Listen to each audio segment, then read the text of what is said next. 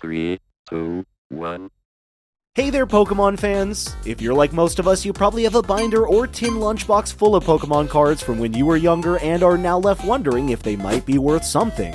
Well, you're in luck because today we are going to walk you through each factor that goes into the value of your Pokemon cards. We'll cover everything from the rarity and condition of the cards to the errors in them that could make them worth a fortune. Of course, to figure out the exact value of your specific cards, you'll need to do some research and perhaps get them graded. But our video will give you a good idea as to whether or not your cards might be worth some serious money. According to recent research, modern-day Pokemon cards are worth an average of $1.2 US. That's right, just $1.2 US. Many Pokemon cards are valued under $1, and even cards classified as rare have a value of under $10. But don't lose hope just yet. Older Pokemon cards and limited edition cards have a higher financial value on average.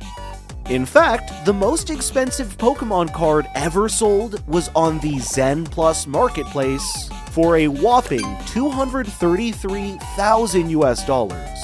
Now, to get you started on your Pokemon card value hunting journey, we've compiled 6 questions to ask yourself to start figuring out which of your cards might be worth some money.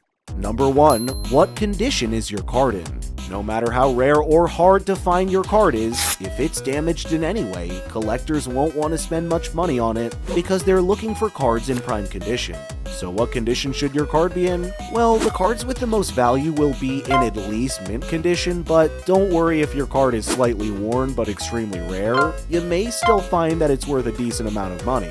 If you're on a budget and looking for rare cards, consider looking at slightly lower quality grades or cards without grades. You'll still be able to own a cool card without spending too much money. If you're looking to sell your own cards, it's a good idea to get them graded by a PSA or Professional Sports Authenticator representative.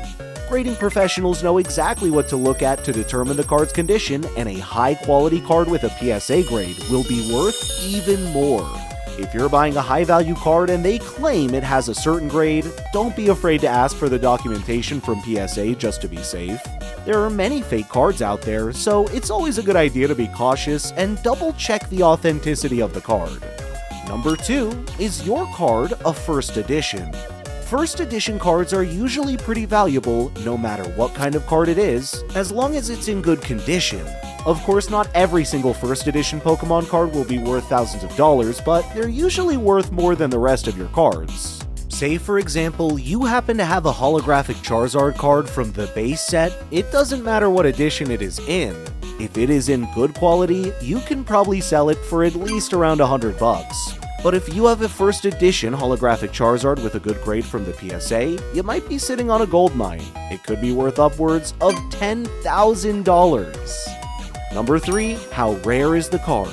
Most Pokemon cards have 3 rarity levels: common, uncommon, and rare.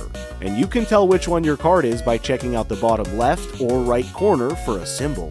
If your card has a tiny black circle in the corner, it is a common card.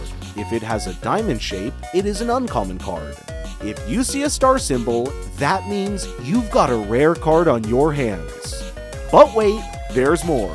You may also have cards with a black star and the word promo written across it. These cards are super rare and were only pulled from special promotions.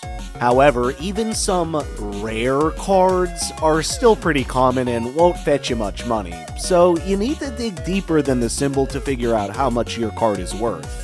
If your card has some other special feature, like a limited edition release or a unique design, it might be time to do some more digging to find out its true value. And if you happen to have an extremely rare card, like one given out only at a specific event or competition, hold on tight, because those babies are highly collectible. Number 4, is your card holographic? If your card is holographic or reverse holographic, it's almost always worth more than the regular card. So if you're lucky enough to have a rare holographic card, you may just be holding on to something valuable. And let me tell you, if you have a holographic Charizard and it's in good condition, you might as well be sitting on a pot of gold, because it's one of the most sought after cards out there. Condition is everything when it comes to holographic cards, so take good care of your precious cards and they might just reward you one day. Number 5 is the image centered on the card. The image on your card being centered within the yellow box may sound like a small detail, but it can make a big difference in the card's value. Some cards are misprinted and the image is not completely centered. Sometimes this can actually increase the card's value because it becomes a sought-after error card. But most of the time collectors want the image to be perfectly centered. For example, the holographic Charizard card is one of the most valuable Pokemon cards out there, and serious collectors want it to be perfectly centered. So if your card is off-centered, it may be worth less to collectors. Lastly, number 6 is the card you have an error card. Some Pokemon cards with errors can actually be worth more money than the regular ones. Crazy, right? For example, misprints where the HP and the numbers are all mixed up, or cards with the shadowless error, can be worth a pretty penny to collectors. But there's one card that's the real MVP, the first edition shadowless holographic Charizard card. It's so rare that it checks off all the boxes on the list and can be worth up to $50,000. Another super cool error card is the red-cheeked Pikachu card, which may not be as valuable as the Charizard, but still goes for a pretty penny, selling for upwards of $250. Now, we know you're all eager to learn about the value of your cards, but before you get too excited, let's get one thing straight. Not every Pokemon card is going to be worth a fortune, so don't get your hopes up just yet. But don't worry, it's not all doom and gloom. While you may not have a card worth thousands of dollars, there's still a chance that you have a card that's worth way more than what you paid for it. In fact, there are plenty of cards out there that can net you tens or even hundreds of dollars. And if you're lucky enough to find a card that's worth just $10, you've still made a pretty decent profit if you only paid a couple of bucks for it. So keep an eye out for those hidden gems.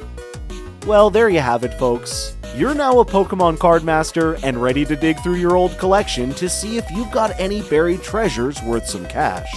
Just remember to check all the important factors we covered today, especially the card's condition. Even the rarest cards won't be worth much if they're not in good shape. And hey, if you're looking to add to your collection, why not try getting some directly from Japan? ZenMarket has an amazing Pokemon showcase where you can buy the latest cards from Japan with ease. So go ahead and catch them all with ZenMarket, your one and only Japan shopping service.